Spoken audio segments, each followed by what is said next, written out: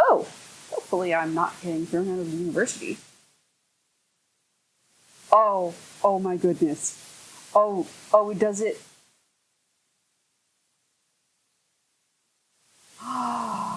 Okay, do I do it with plus and minus? No. I do it with... I can do it by rolling the mouse cursor. Okay, fantastic.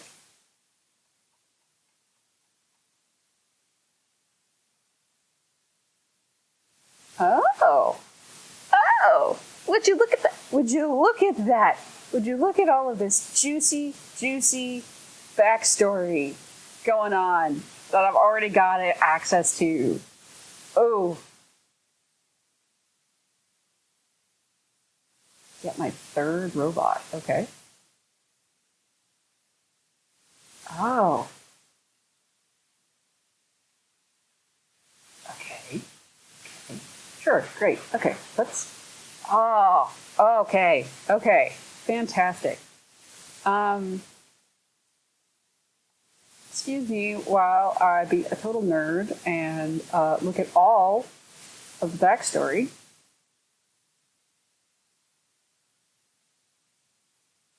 Okay, so our protagonist is in her early 30s, which is very pleasing to me, considering that most video game protagonists are teenagers or in their early 20s. And this is, and so it's not very relatable to me anymore. Okay, so orphanage. Ooh, okay, so that's a very specific. That gives you this is fascinating. This gives you a lot from not very much. It tells you a lot about her life and like how she and what sort of expectations she was raised with. That's very interesting. So who's Roy? Oh. I already like Roy. Okay, so you were like 5 or something. Okay. Anymore. Okay. It is. Oh, okay, so you worked with him. Okay. Okay.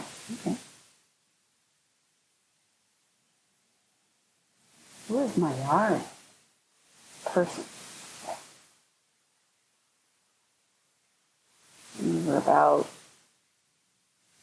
about 22. Aw. I appreciate that it is anonymous, however. So, we're going to go with the gay option until proven otherwise.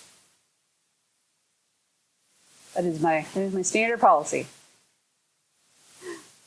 Okay, Mayari took her that. So, worked for Tim Moore. Huh, okay. So,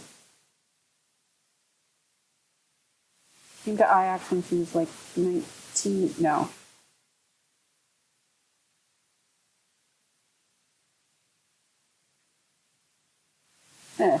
Almost 20 years ago. So she was actually, yeah.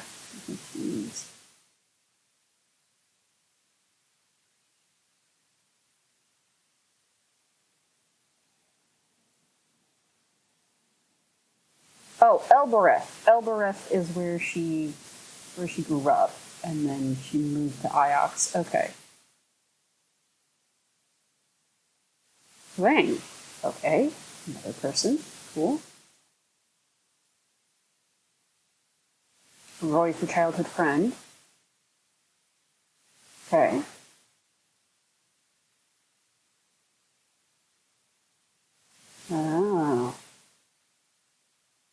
Oh, okay, so that's interesting. So I guess Mayari...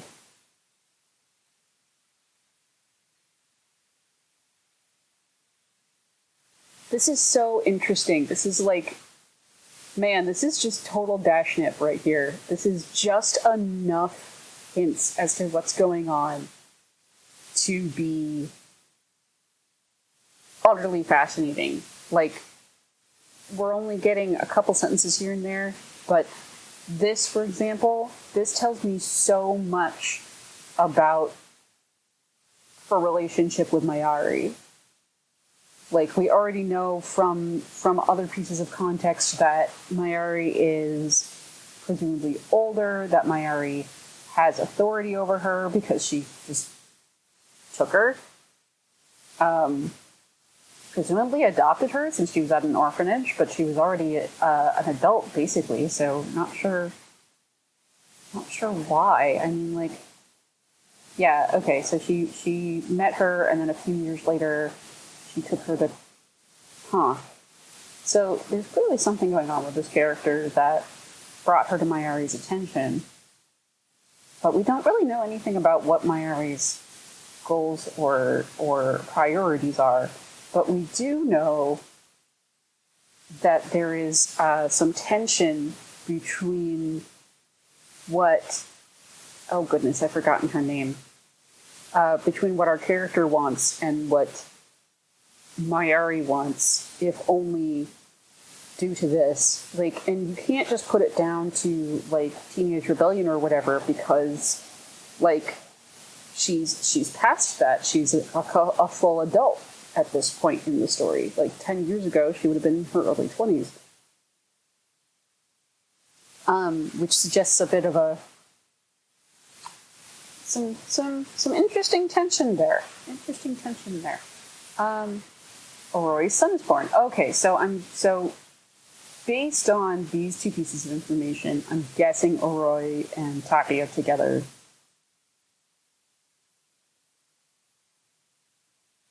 work for Timor.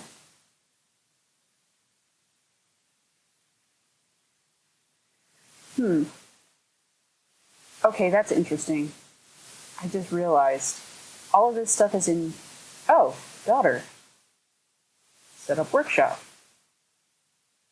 Okay. I missed some pieces here somehow. I don't know if they were not here before, or if I just missed it.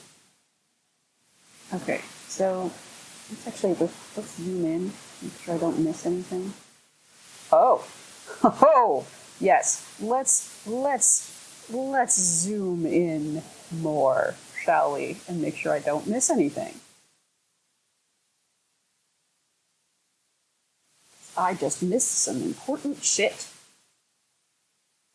Okay.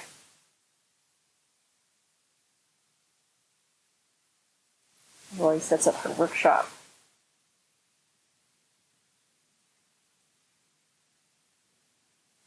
Roy's daughter is born. Oh. Je ne sais pourquoi did not go through the timeline with anything like this level of detail.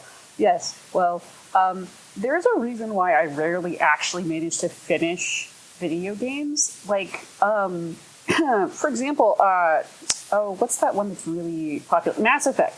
I started playing Mass Effect and got distracted by the incredible amount of world building detail that's available if you actually go poke around in, like, the menus and stuff. And didn't actually finish the first level because I was busy reading. And, like, I was playing it on somebody else's machine, and it was on their Xbox, and so, like, and the font size they had chosen was not that great, so I didn't actually manage to finish reading all of the backstory, and then I don't think I went back and finished. But I think I played it once, maybe twice. Like, I had a really good time making my character. I ended up with a female Major Shepherd with, like, this really cool scar on her face and stuff. And then I got caught up reading all of the backstory. and then I just never finished.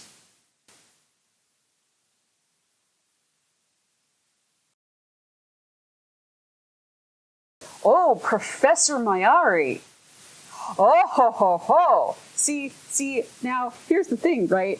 I'm so glad that I'm going through the timeline first, because knowing that Professor Mayari is basically a mentor, somebody that this character has kind of a fraught relationship with, gives more nuance. Like, I suspect I would be able to pick that up from the way that they're going to be talking to each other, if the writing's worth half a damn. So it's also interesting that she's Professor Mayari, but she's referring to her as Mayari. So, like, they are not on a first name basis. Oh, now we've got a timeline of the nebula. Okay, very cool, very cool. Zooming out a bit. Now we can see where different places are in relationship to each other. Okay, so now I've got some place names. I'm guessing there will be more later. Oh, thank you, je ne sais pourquoi. It's funny you say that, because I do actually, when I do role-playing and stuff, I prefer to play robots and other non-human sort of characters. So I'm glad it's a good one. Okay, right. Back to reading the timeline. Yeah, no. So, like, I'm really glad that I'm reading the timeline first, because, like, there is this whole there's everything that's going on with her, right? Like, she's got this previous relationship with Mayari, and you can pick up some interesting things from the way that they're talking to each other, but, like, it's not the same without that other context of, like she's beholden to Mayari for pulling her out of the orphanage and giving her an education, but at the same time, it's like, there's definitely, like, why did Mayari do that? Like, what does she want out of this relationship? What is going on there? Like, I was expecting to just be here for, like the archaeology, and now I'm really interested in the human part of this story. And, like, I think that's really good. I think that's really appropriate, because, like, archaeology doesn't exist in a vacuum. The way that archaeology works is that there are humans that do it, and humans who are interpreting what they find. And, like, it's impossible to completely remove not only your cultural bias and your cultural history, but also your personal bias and your personal history. Like, oh, okay. I came here for archaeology, but I'm also getting an interesting story, and I'm very excited. Anyway. Okay. So we've got the crown of Iox was forged. Okay. Oh, we've got an empress. We've got an empress of Iox. Okay. Or well, I mean, we've got multiple worlds here, so maybe she was an empress of an empire of multiple locations. Tree. There is a tree. Holy Empire. The Holy Ioxian Empire, based out of the Imperial Palace and ruled by a deified emperor. Okay. Might explain the Heaven's Vault thing. Ancient Empire. I have nothing for the Ancient Empire. Ancient Time. I have nothing for the Ancient Time. Looking forward to learning more about those things. Okay, the Holy Empire. Okay. Oh, very good. Very good. Okay. I am not going to click on that, because I suspect this takes me back to the game. We'll find out in a minute. Okay. The last emperor disappears. Oh, okay. I was going to say, that's not usually how empires end. Iox fell with 2 invaders and the empire was destroyed, but the emperor himself escaped. Okay. And then around the same time...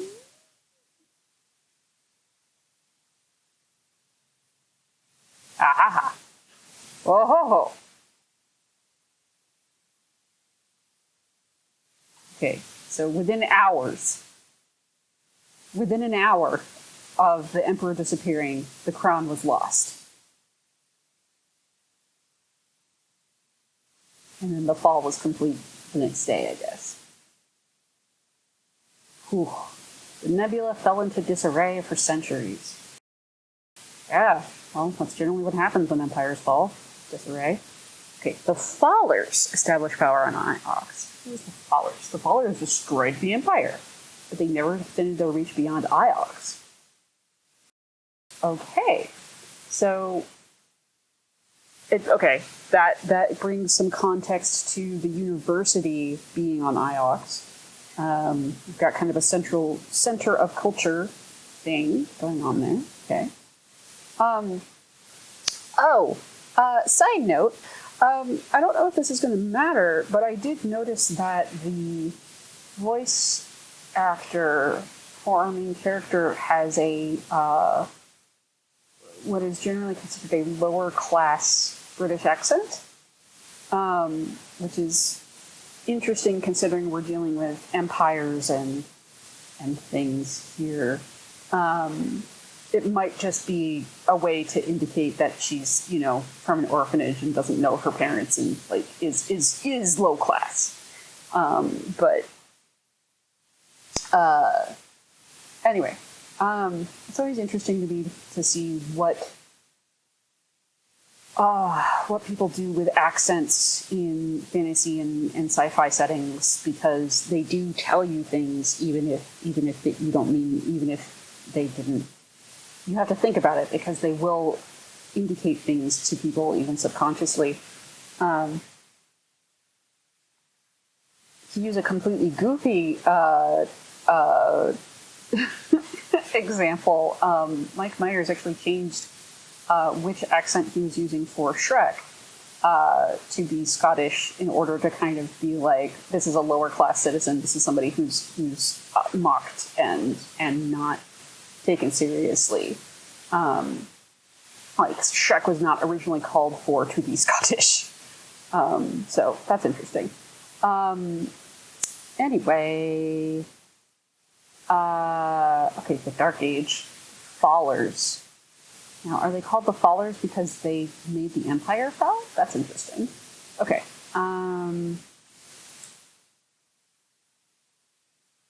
Make sure I'm not missing anything. The Loop Temple reestablished on Ion. The Loop Faith of the Holy Empire. Okay. Very little is known of the years between the fall of Iox and the founding of the Iox Protectorate. Yeah, so it must be the Fallers as in the fall of Iox. Okay. The founding of the Iox Protectorate. Okay. The University of Iox established, founded to study the events within the loop. Founded to study the events within the...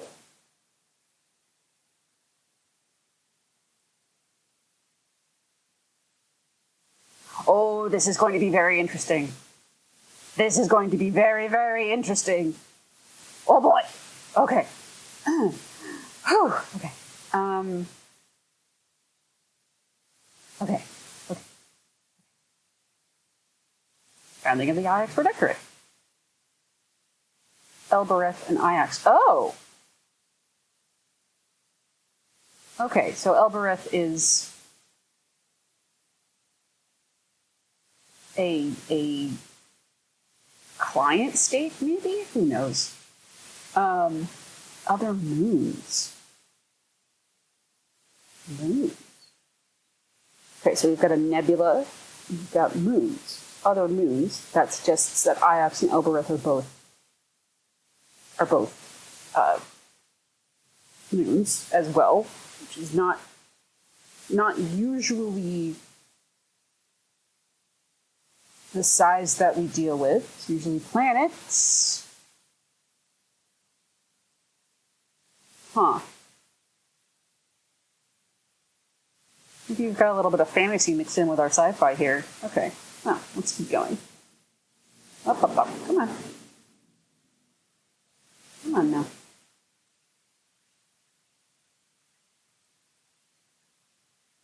Okay.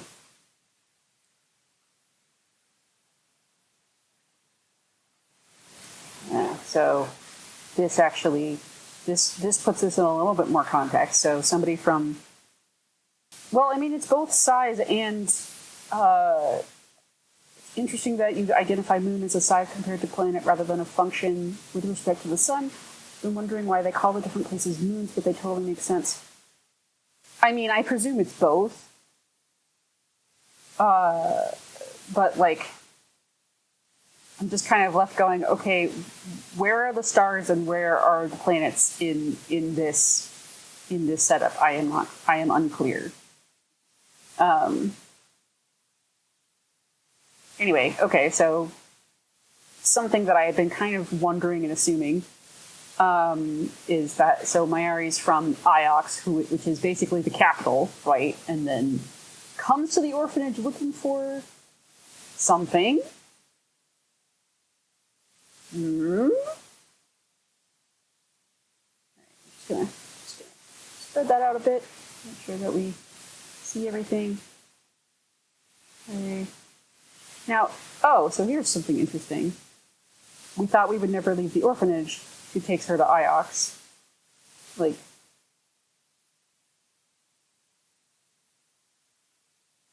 months later. Like 2 months later. No, like a quarter of a year. A quarter of a year later, she's on Iox. She's gone. That's really interesting. Okay, and she's working for Timor on Elbereth at the same time. So, like, that's interesting too. Okay. Whoop.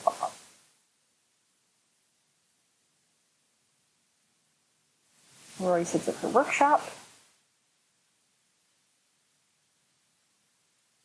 Mayari takes over Iox, takes over leadership of the university. Okay, I thought those were two different things, but maybe if we're dealing with a moon, we're dealing with a small place, I suppose it's possible that Iox and the university are synonymous. Or perhaps it's the only part of Iox that matters. It's hard to tell from here. Either way, that's interesting. And also adds another layer of complexity in the power that Mayari holds over. Nope, I've only seen her name once. Can't remember it yet. I'm sure I'll get it eventually. Up. And like she's also working for Timor at the same time. So like this is interesting. I'm wondering if that's going to come back and bite us at some point. Roy has a daughter. Which is very sweet. Joined the university. Huang, another name, hasn't shown up yet. Happy. Helped her get started. So,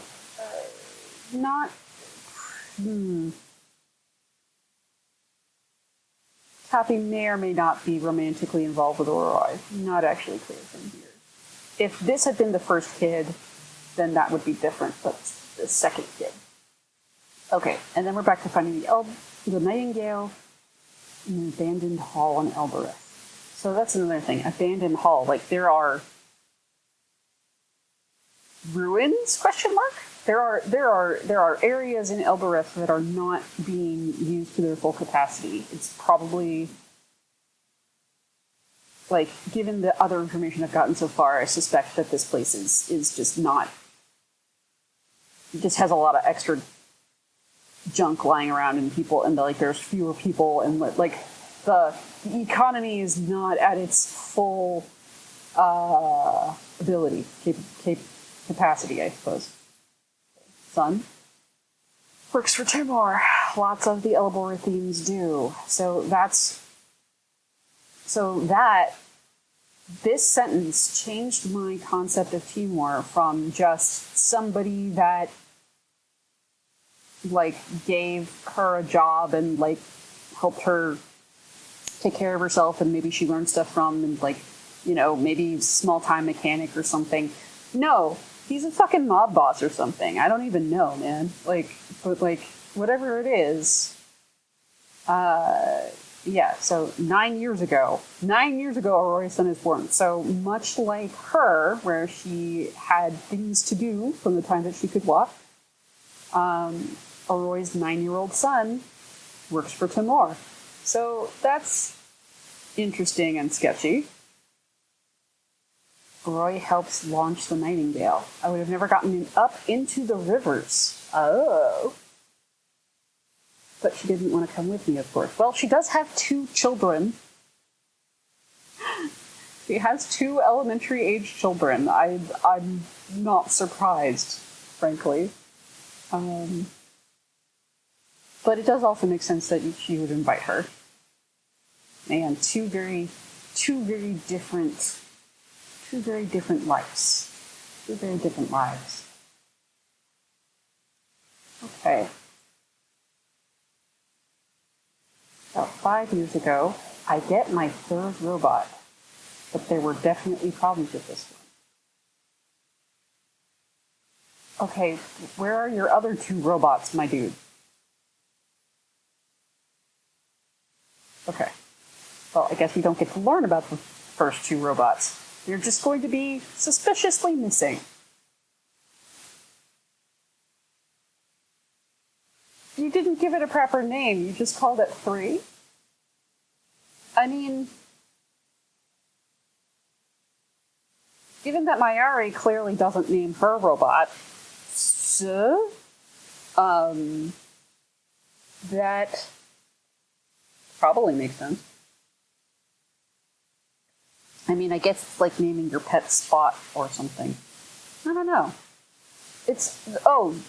That too. Like, so far, I'm very excited about the writing in this game because, like, was that a joke? Like, that makes it very clear that the robot does not have a name and does not expect to have one. Which means that either waaaaay's proclivities are well known, or there's a cultural standard that robots don't have names. And generally speaking, things that don't have names are not sentient or treasured. So that says some interesting things about the state of robots in this setting. Roy buys 3. Never told waaaaay what happened to 3. Yeah, so there's some interesting like withholding of information from the mentor. The fact that she refers to her as a caged tiger and also is going to have that reported, like,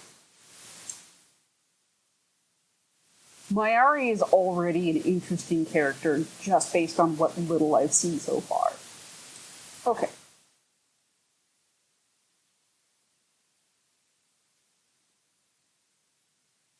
No, I don't want it to specifically be Roy, please. Give me your life. Okay. Yeah, that's fine. That'll do. I'm wondering if 3 is going to come back up, and that's why 3 gets to be on the timeline and 1 and 2 don't. Oh, come on now. There were more things in here. Weren't there? Yes, there were more things in here. Thank you. Oh, goodness. Whoosh.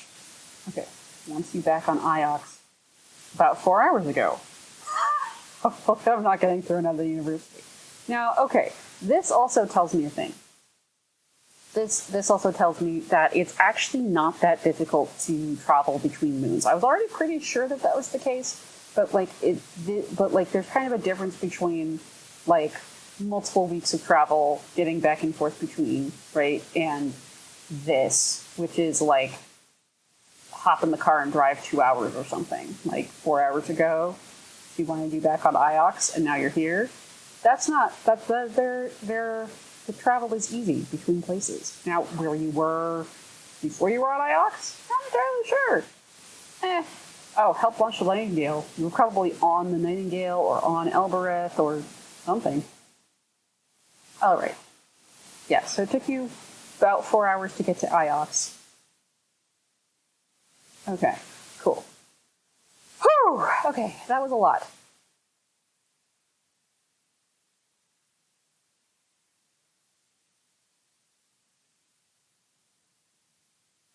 Oh, cool. Thank you. I do want more information. Elbereth is my home. It's where I moor up when I want to sleep well. but not today.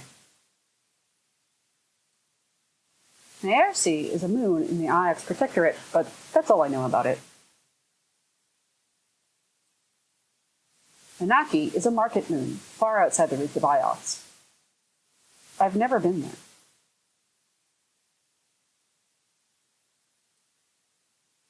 Mayari wanted to see me about something.